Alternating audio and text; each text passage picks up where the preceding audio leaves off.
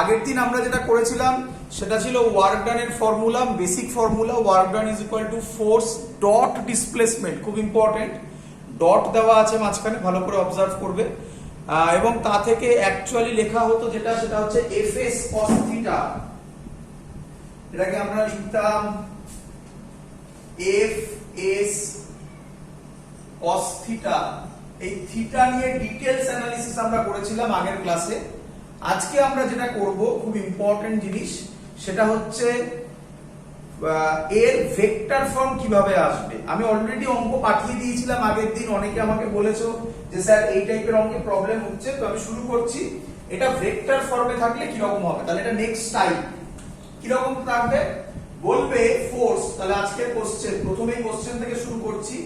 Force বলে দেওয়া আছে I cap plus 5 J cap plus 7 K cap. এটা অ্যাক্ট করছে অন আ পার্টিকেল, এটা অ্যাক্ট করছে on a particle and displaced it from 2,1,0 to 3,4,2. Find work done. Question clear সবার? অনেকে আমাকে অলরেডি বলেছিলে যে স্যার এই কোশ্চেনটা কিভাবে সলভ হবে, অনেকে আমাকে বলে পাঠিয়েছিলে। অলরেডি আমি এই টাইপের অঙ্ক পাঠিয়ে দিয়েছি, তো তারা এবার আরামসে করতে পারবে। একবার বুঝে নাও, সহজ জিনিস, ভালো করে অবজার্ভ করো। তাহলে ফোর্সটা কি ফর্মে দেওয়া আছে? স্কেলার ফর্মে। স্কেলার ফর্ম মানে কি? আ ফোর্স অফ 50 নিউটন, এইরকম কথাবার্তা বলা মানে এটাকে স্কেলার ফর্মে বলে। এটা কোন ফর্মে দেওয়া আছে, স্কেলার ফর্মে না ভেক্টর ফর্মে? ভেক্টর ফর্মে। তাহলে ভেক্টর ফর্মে যদি থাকে, তাহলে যদি ভেক্টর ফর্মে থাকে তাহলে তখন আমরা এই প্রসেসটা অ্যাপ্লাই করব। বাট বডি ডিসপ্লেসেস ফ্রম কোথা থেকে কোথায়? 2,1,0। এটা লেখার স্টাইলটা ভালো করে শিখে নাও সবাই। তাহলে এখান থেকে এখানে বডিটা এসছে, এর মানে বডিটা সে ছিল r1 এ। r1 কে কিভাবে লিখবো দেখে নাও। 2, এটা মানে আমরা বলতে পারি x, এটা মানে y, এটা মানে z। এটা ক্লিয়ার সবার? তাহলে এটাকে আমি লিখতে পারি 2x মানে হচ্ছে 2i cap plus 1 J cap, আর কিছু না লিখলেও হয়, তবুও লিখলাম প্লাস 0 কে ক্যাপ। এই হলো এর মানে। বডিটা আগে ফার্স্টে এই পজিশনে ছিল। ক্লিয়ার সবার? এখান থেকে এই পজিশনে এসছে, so into this will be r2, this is r2। r2 means 3i cap plus 4 J cap, আশা করব বুঝতে পারছো না সবাই, প্লাস 2 কে ক্যাপ। ক্লিয়ার? আচ্ছা, খুব ইম্পর্টেন্ট। এবারে আমি কি বলতে পারি এর মধ্যে r1 টা ইনিশিয়াল, r2 টা ফাইনাল, তাহলে resultant displacement will be final minus initial r2 minus r1। যদি কারো প্রবলেম হয় তাহলে তোমরা r1 না দিয়ে ri নাম দাও, r2 নাম না দিয়ে rf নাম দাও। তাহলে আমি মাইনাস করছি, নরমাল মাইনাস একেবারে করে দেব। 3i ক্যাপ থেকে 2i ক্যাপ যদি আমি মাইনাস করি, অ্যানসার হবে i ক্যাপ। 4 জে ক্যাপ থেকে 1 জে ক্যাপ করলে প্লাস 3 জে ক্যাপ। ঠিক করছি? 2 কে ক্যাপ থেকে 0 কে ক্যাপ বাদ দিলে প্লাস 2 কে ক্যাপ। এটা সহজ ছিল, তার রিজন হচ্ছে সব দেখো প্লাস প্লাস আছে। যদি এখানে কথার কথা এটা থাকতো 3,4,-2, তাহলে এটা হতো -2 কে ক্যাপ। নরমাল যেভাবে মাইনাস হয় সেইভাবে করবে। আমি স্টেপ জাম্প করলাম বলে মুখে মুখে করে দিলাম। যাদের প্রবলেম আছে তারা এটা লিখবে, মাইনাস এটা লিখবে, নরমাল মাইনাস করবে। ক্লিয়ার? চলো, তাহলে এটাই হলো আমার এখন ডিসপ্লেসমেন্ট। এটা আমার ডিসপ্লেসমেন্ট। এবারে আমাকে ফোর্স দেওয়া আছে। ফোর্স কত দেওয়া আছে? আমি তলায় তলায় লিখছি সুবিধার জন্য। আই ক্যাপ মানে এটা 1 বলতে পারি, 1 আই ক্যাপ একই জিনিস প্লাস 5 জে ক্যাপ প্লাস 7 কে ক্যাপ। তোমরা একটা কাজ করো, এটাকে মাইনাস করে দাও, তাহলে সুবিধা হবে, বোঝাতে পারবো, তাহলে ভ্যারিয়েশনটা পাবে তোমরা। মাইনাস করে দাও এটাকে। ক্লিয়ার? এমনি এমনি করলাম, নয়তো না করলে আরো ভালো বোঝাতে পারবো। মাইনাস হোক। হয়েছে সবার? বোঝা গেছে? চলো এবার আমরা ওয়ার্ক ডান করা মানে তোমরা জানো এফ ডট এস। এখানে এস এর জায়গায় আমি আর বলতে পারি।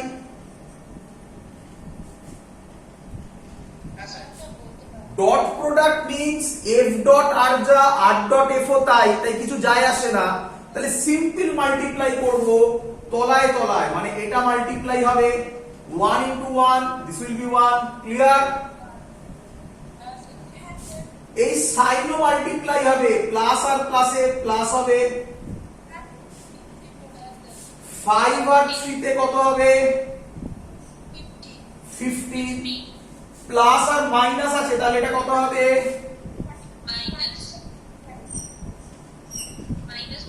আচ্ছা তোমরা এবার বুঝতে পেরেছো স্যার কেন এখানে মাইনাস নিয়েছে? প্লাস দিলে তো প্লাস হয়েই যেত, মাইনাস হলে তুমি বুঝতে পারলে সাইনটাও মাইনাস, এই সাইনটাও মাল্টিপ্লাই হয়, কি নয়? হ্যাঁ বলছি প্লাস 2 ক্যাপের জায়গায় যদি মাইনাস 2 ক্যাপ থাকতো তাহলে প্লাস হয়ে যেত। একদম মাইনাসে মাইনাসে প্লাস হয়ে যেত। ঠিক আছে তাহলে অ্যানসার হচ্ছে 16 minus 14, that is plus 2 joule. Clear? আগের দিন তোমরা শিখেছো work done scalar quantity, but it can be positive or negative. Positive means আমরা ওয়ার্ক ডান বডিটাতে করছি, আর নেগেটিভ মিন্স আমরা ওয়ার্ক ডান বডিটা থেকে বার করে নিচ্ছি। ওয়ার্ক ডান মানে energy given to the system, positive means, আর নেগেটিভ মিন্স মানে energy taken out from the system. Clear idea?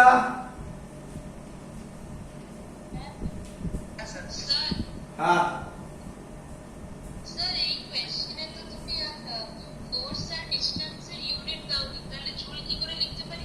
Sorry, একদম very good, very good, very good, একদম গুড। ইউনিট এবার খুশি? একদম ভেরি গুড, এই তো ফিজিক্স ধরতে পারছো, ভেরি গুড। চলো এগোই, পরের অঙ্কে যাই। হ্যাঁ স্যার। চলো চলো চলো।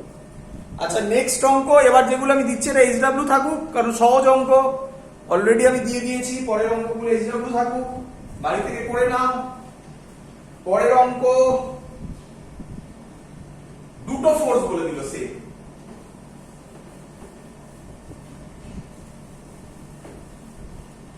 একটা ফোর্স বলে দিল F1 vector 2i cap plus 5k cap, F2 vector 2j cap plus 3k cap. Now same কথা, x on a body, x on a body and displaced it, and displaced it 1, 1, 1 2 4, 3, 5. Same question, find work done. আমি আশা করব সবাই বলতে পারবে আমাকে, সাথে সাথে বলো R1 কত হবে?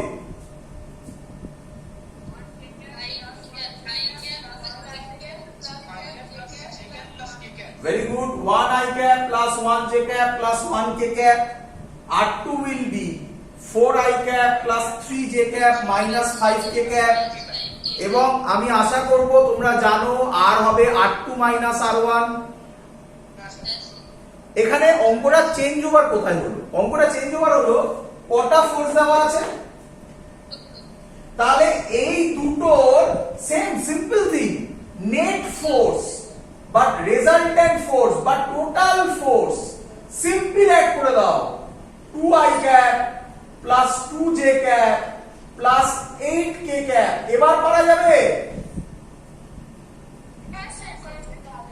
তাহলে সিম্পল থিং, যদি দুখানা ভেক্টর দুখানা ফোর্স থাকে তাহলে আমরা কিচ্ছু করব না, আমরা তাদের রেজাল্ট্যান্ট ভ্যালু বার করব। রেজাল্ট্যান্ট ভ্যালু বার করব কিভাবে?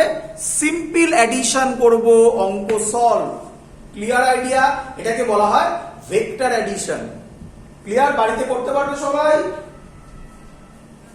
হ্যাঁ স্যার। করবে, করে আমাকে অ্যানসার বলবে। এটা তোমাদের বাড়ির কাজ দিলাম। নেক্সট, এবার নতুন টাইপ করব। এবার নতুন টাইপ, চলো। আচ্ছা, এবার যে অঙ্কটা সেটাকে বলা হচ্ছে, অঙ্ক নয় আগে টাইপ বোঝাবো, বলা হয় work done by variable force. Work done, খুব ইম্পর্টেন্ট, হ্যাঁ খুব important, not only for this chapter but ফিজিক্সের একটা ইম্পর্টেন্ট জিনিস ওপেন হবে। Work done by a variable force, by a variable force. এগোই, হ্যাঁ স্যার। চলো ভালো করে শুনবে। কোশ্চেন হচ্ছে স্যার ভেরিয়েবল ফোর্স মানে কি? এটা তো ফার্স্ট কোশ্চেন। ভেরিয়েবল ফোর্স মানে, ভালো করে শুনবে, ভেরিয়েবল ফোর্স তোমরা আগের অঙ্কে, আগের দিনের ভিডিও যদি দেখি আমরা, work energy, work power energy video 1, video 2, সেই ভিডিওগুলোতে আমরা দেখতে পাবো এফ এর ভ্যালু বলা আছে জেনারেলি 50 নিউটন, 30 নিউটন, যা ইচ্ছা। These are called constant force because F is equal to 50 Newton. This thing does not depends on anything. মানে F is equal to 50 Newton টা কারোর উপর ডিপেন্ড করছে না, না x এর উপর, না y এর উপর, না z এর উপর, না টাইমের উপর। So this kind of force is called constant force. F 30 Newton, 50 Newton, যা ইচ্ছা হতে পারে। ক্লিয়ার? হ্যাঁ স্যার। তাহলে কোশ্চেন স্যার ভেরিয়েবল ফোর্স কি? একটা एग्जांपल দিই। Variable force will be like this, তাহলে এটা constant force.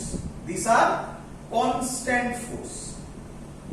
Variable force will be like this, যা ইচ্ছা হতে পারে। আমি জাস্ট একটা एग्जांपल দিচ্ছি, 3x স্কয়ার। এবার দেখো, যখন x এর ভ্যালু 0, x টা যা ইচ্ছা হতে পারে, 3t স্কয়ার হতে পারে, যা ইচ্ছা দিতে পারে। x মানে এখানে ডিসপ্লেসমেন্ট বলছে, দ্যাট মিন্স এটা লেখার স্টাইল।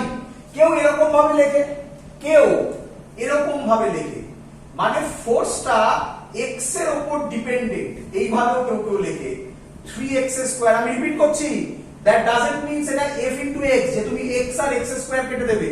এটাকে বলা হয় ফাংশন অফ x, মানে ফোর্সটা ফাংশন অফ x, মানে ফোর্সটা x এর উপর ডিপেন্ডেন্ট। ক্লিয়ার? এটা লেখার স্টাইল, যদি পছন্দ না হয় এইভাবেও লিখতে পারো। ক্লিয়ার? চলো, তাহলে fx is equal to 3x square. এটাকে এরকম হতে পারতো, এরকমও হতে পারতো। দেখো এদিকে ft, এটাকে লেখা যায় 3t স্কয়ার। এটাকে বলা হয় ফাংশন অফ টাইম। কেন আমি 3t স্কয়ার বারবার লিখবো? যা ইচ্ছা লেখো না, 3t cube plus 5। This is also a variable force because টাইমের উপর ডিপেন্ডেন্ট। t এর ভ্যালু 0 বসাও, দেখো 5 আসবে, 1 বসাও, আলাদা কিছু আসবে। These are called variable force. Clear? হ্যাঁ স্যার। হ্যাঁ স্যার। তাহলে হ্যাঁ স্যার। ভেরিয়েবল ফোর্সের অঙ্ক কিভাবে সলভ হবে স্যার? চলো ভালো করে বুঝবে সবাই। খুব সহজ জিনিস, খুব সহজ জিনিস, বাট একটু কনসেপ্ট বোঝাবো তার আগে। কি কনসেপ্ট? তার আগে এটা বুঝে নাও। এটা গেল জাস্ট ভেরিয়েবল ফোর্স কাকে বলে বোঝালাম। এবার আরেকটা জিনিস আলাদা বোঝাবো, তারপর দুটোকে জয়েন করব। চলো, তাহলে আমাকে একটু এটা বলে দাও তো, এটা কি force?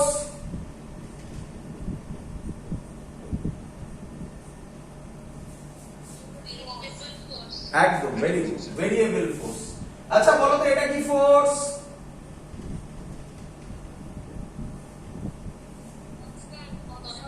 Very good, constant force. তাহলে তোমাদের একটা বেসিক আইডিয়া হয়ে গেছে which one is variable force and which one is constant force. আমি এখনো যাইনি ভেরিয়েবল ফোর্সের ভেতরে, একটু বাদে যাব, এবার একটু বাইরে বেরোচ্ছি, অন্য টপিক একটু, তারপর দুটো টপিককে জয়েন করব। কি topic? What is the formula of work done? Work ডানের ফর্মুলা ফোর্স ডট ডিসপ্লেসমেন্ট। আচ্ছা, এখান থেকে দুটো টাইপের অঙ্ক আসে, অলরেডি ভালো করে ভাবো, পুরো সিলেবাসকে একসাথে বোঝাচ্ছি। এখান থেকে দুটো টাইপের অঙ্ক আসে। নাম্বার ওয়ান, ওই ডটটাকে যদি আমরা ভেঙে দিই তাহলে এটাকে হবে এফএস কস থিটা। এবং তোমরা আগের দিন দেখেছো কিভাবে থিটাকে ভ্যারি করা যায়, আমি করেছি theta acute, theta obtuse, theta 90, theta 0, সব রকমের অঙ্ক করে দেখানো হয়েছিল। ক্লিয়ার? হ্যাঁ স্যার। এবার যেটা আমরা আরেকটা যেটা করলাম, আজকে করলাম কি, ফোর্সের ভ্যালু দেওয়া আছে ইন ভেক্টর ফর্ম, এস এর ভ্যালু দেওয়া আছে ইন ভেক্টর ফর্ম। এস এর ভ্যালু এরকম ডাইরেক্ট দেওয়া থাকবে না, দেখলে displace from that point to that point কিভাবে করা হয়, সেখান থেকে আমরা নরমাল ডট প্রোডাক্ট করে ওয়ার্ক ডানের ফর্মুলা বা ভ্যালু বার করলাম। ক্লিয়ার? এবার আমরা যেহেতু আমরা এই টাইপটা করে ফেলেছি, তাই আমরা এখন শুধু কনসেন্ট্রেট করব ওয়ার্ক ডান মানে ফোর্স ইনটু ডিসপ্লেসমেন্ট। এখানে না ডট আছে না ক্রস আছে, মানে simple multiplication, simple multiplication. Clear? আমরা আগে পড়িয়েছিলাম, আমি কোনো এক ক্লাসে আমি আগে পড়িয়েছিলাম দুটো কোয়ান্টিটি যদি এক্স আর ওয়াই তে থাকে, মানে আমি ওয়াই তে দিলাম ফোর্স আর এখানে দিলাম এস, তাহলে ধরো এরকম একটা graph.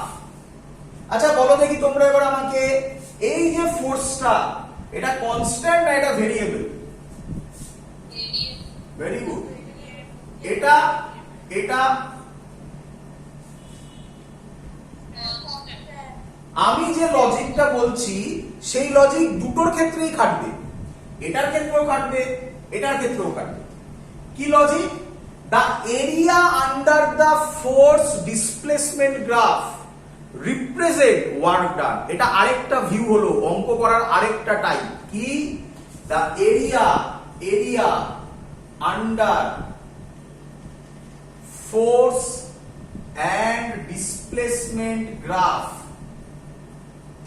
represents work done. Clear সবার? হ্যাঁ স্যার। কোথা থেকে বললেন? আমি 11 এর একদম প্রথমের দিকে ক্লাসে তোমাদের নিঃসন্দেহে এরকম বলেছি, এটা ভি এটা টি, যদি কোনো গ্রাফ হয় তাহলে তার আন্ডারে এরিয়া এইভাবে বার করে। This will represent displacement. Why? Because formula S is equal to VT. তাহলে এটা V এটা T, এই দুটোর মাল্টিপ্লিকেশন হলে এইটা দেবে সব সময়, এই দুটোর মাল্টিপ্লিকেশন হলে ওয়ার্ক ডান দেবে সব সময়। ক্লিয়ার? আরেক জায়গায় করেছিলাম, মনে পড়ছে কিনা আমি জানি না, আরেক জায়গায় আমরা করেছিলাম ফোর্স আর টাইম ছিল, ইম্পালস ছিল, ইম্পালস মনে পড়ছে? Area under the force time graph, impulse কি দিয়ে ডিনোট করেছিলাম আমি ভুলে গেছি, আই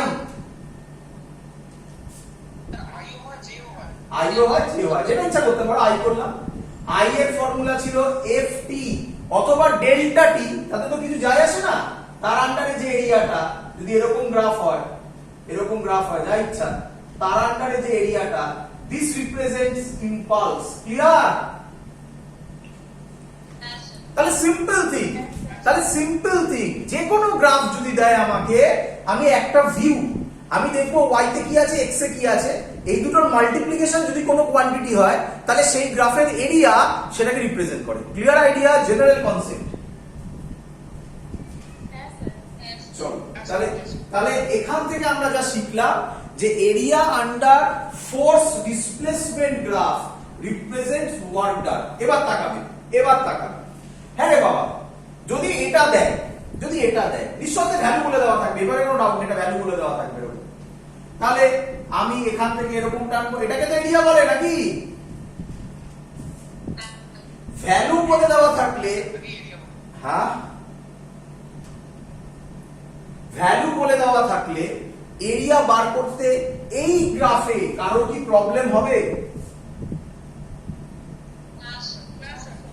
সিম্পল রেক্ট্যাঙ্গেল বা স্কোয়ার, সেটা ডিপেন্ড করবে ডেটা ভ্যালুর উপর। তাহলে এটা এই হাইটটা ইনটু এইটা, গল্প শেষ, এরিয়া বেরিয়ে গেল।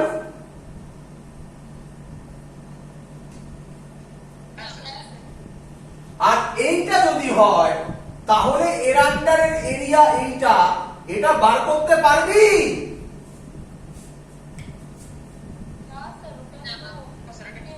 তাহলে আপনি একটা প্রসেস বললেন, যে প্রসেসটা নরমাল অঙ্কতে খেটে যাচ্ছে, নরমাল মানে কনস্ট্যান্টে,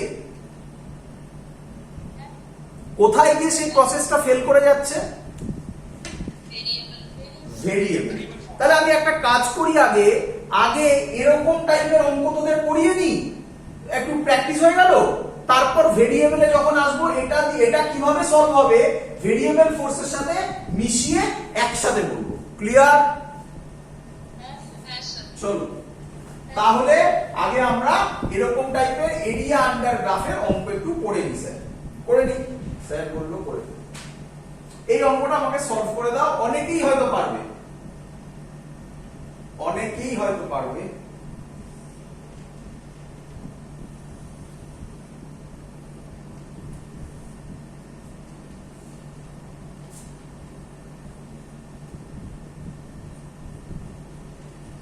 এটা মানে ডিসপ্লেসমেন্ট, এম মানে হচ্ছে মিটারে, ইউনিট দেওয়া আছে। কেউ আমাকে কোশ্চেন করেছিল, স্যার আপনি তো ইউনিট দেননি, কি করে জুল লিখলেন? তো মিটারে, আর এটা নিউটনে দেওয়া আছে, ভ্যালু দেওয়া আছে, এটা দেওয়া আছে 10। এগুলো স্ট্রেট লাইন, একটু বেঁকে তোরে গেছে। এটা 15, এটা -15, এইটা 1 2 3 4 5 second, sorry metre. Clear idea? Graph clear সবার?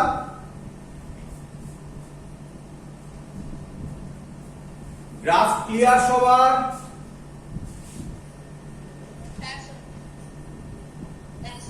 ফাইন্ড ওয়ার্ক ডান বলেছে, আমি একটু নাম দিয়ে দিই তাহলে সুবিধা হবে। A B C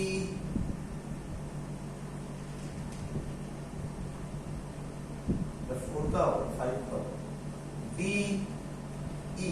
clear? প্রথম কোশ্চেন আমার, টোটাল ফোর্সটা কনস্ট্যান্ট না ভেরিয়েবল?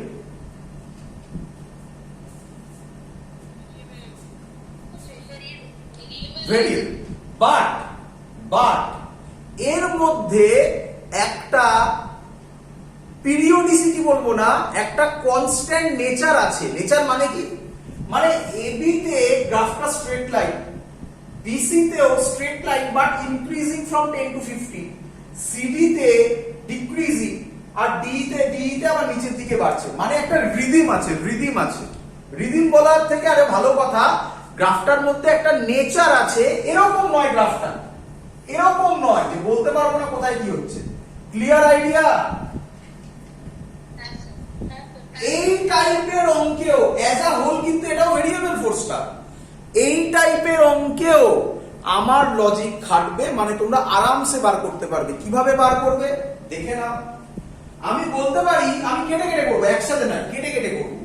টোটাল ওয়ার্ক ডান বলেছে, তো টোটাল ওয়ার্ক ডান কি আমি বলতে পারি এটা এবির জন্য একটা ওয়ার্ক ডান হবে, প্লাস বিসির জন্য একটা ওয়ার্ক ডান হবে, প্লাস সিডির জন্য একটা ওয়ার্ক ডান হবে, প্লাস ডিইর জন্য একটা ওয়ার্ক ডান হবে। ক্লিয়ার? খুব সহজ জিনিস। তাহলে আমি বলতে পারি এবির জন্য যে ওয়ার্ক ডান হবে সেটা হবে এই এরিয়াটা, তার ভ্যালু হবে base into height. Base means 1, height means 10, so 10 into 1 WAB. Clear? বিসির জন্য যদি করি তাহলে এরকম একটা স্ট্রাকচার হবে যেটাকে আমি সহজে ভাঙতে পারি একটা ট্রায়াঙ্গেলের এরিয়া আর একটা রেক্ট্যাঙ্গেলের এরিয়া। ক্লিয়ার? হ্যাঁ স্যার। ট্রায়াঙ্গেলের যদি আমি এরিয়া করি, ট্রায়াঙ্গেলের এরিয়ার ফর্মুলা হাফ বেস। বেস কত?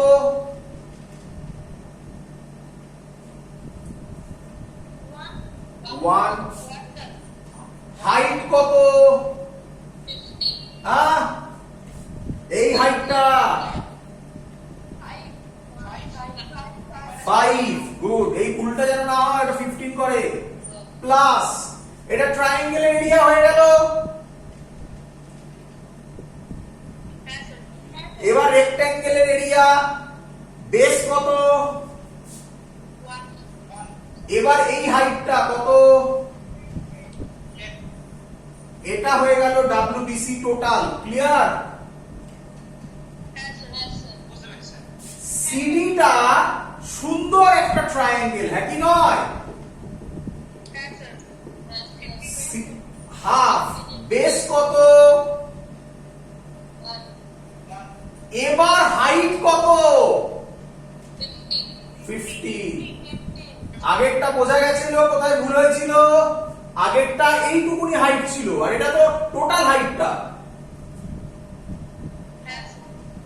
তাহলে এটা সিডি বেরিয়ে গেল।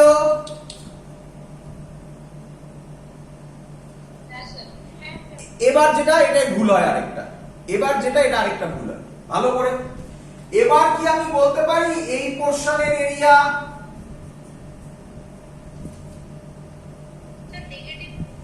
নেগেটিভ মিন্স ওয়ার্ক ডান তো নেগেটিভ হয়, তাহলে এটা হবে মাইনাস এর এরিয়াটা। ক্লিয়ার সবার? তার মানে সিম্পল থিং, উপরে থাকলে 1, নিচে থাকলে মাইনাস। এটা একটা ট্রায়াঙ্গেল। হাফ বেস কত? 1। হাইট কত? আচ্ছা হাইট ভালো করে বোঝো, দুটো কাজ করতে পারো। এখানে প্লাস দিয়ে হাইটকে -15 করতে পারো, আর যেহেতু আমি আগেই মাইনাস করে দিয়েছি তাই তুমি শুধু 15 করবে। বোঝা গেছে সবার? আমি আশা করব ক্যালকুলেশন করে তোমরা ভ্যালুটা বার করতে পারবে। যতদূর আমার ধারণা এটার ভ্যালু আসবে 22.5 জুল। বাট কেউ কেউ আমাকে বলছিল কিছু কিছু ক্যালকুলেশনে একটু মিস্টেক হয়েছে, অ্যানসার হয়তো কিছু ভুল আছে, এরকম হতে পারে। সেগুলো তোমরা ক্যালকুলেট করে দেখে নেবে। ফিজিক্স তো এখানে শেষ, বাকি তো ক্যালকুলেশন। Clear idea? চলো এবার খুব ইম্পর্টেন্ট জিনিস, এই গ্রাফটা যদি এখানটা এরকম থাকতো, করতে পারতে?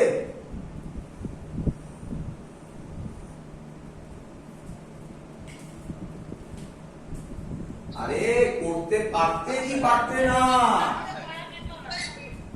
একদম। কেন পারা যেত না আমাকে কি আর বোঝাতে হবে? কারণ তুমি এরকম কোন ফর্মুলা জানো না যা দিয়ে এই পোরশনের এরিয়া তুমি বার করতে পারবে, আর প্রত্যেক জায়গায় ডেটা দেওয়া নেই, অ্যাভেলেবেল নয়। ক্লিয়ার?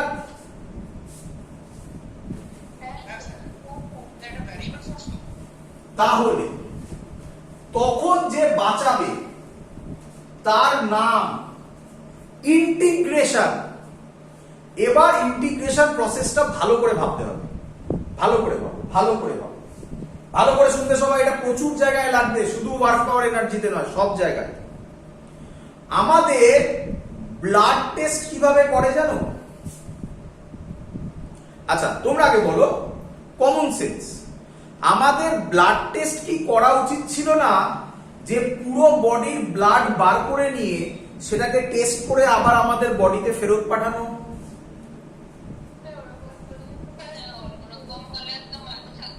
আচ্ছা দাঁড়া, আমি আগে যে প্রসেসটা বললাম এটা ভুল বললাম কি?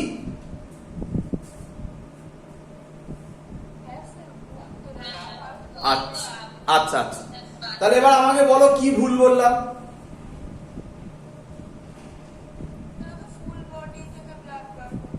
হ্যাঁ, তো ফুল বডি থেকে ব্লাড বেরোয় না, যাদের কি বলে কি নাম ব্লাড ক্যান্সার থাকে, তাদের তো ব্লাড চেঞ্জ করতে হয়, তাদের ব্লাড বার করে না? তাহলে ইম্পসিবল টাস্ক কি ভুল করবে? একসাথে বের করে দেয় না, মানে ব্লাড ঢুকতেও থাকে বেরোতেও তো থাকে। হ্যাঁ, তাহলে সেরকমই হবে আবার কিছু, একটা ব্লাড বার করে নিল, নতুন আরেকটা ব্লাড দিল, দিয়ে ওটাকে টেস্ট করে তোমাকে জানিয়ে দিল তোমার এত সুগার আছে, এত এইসব আছে, ওইসব জানিয়ে দিল। মানে আমি যেটা বললাম এটাই তো অ্যাকচুয়াল প্রসেস হওয়া উচিত নাকি?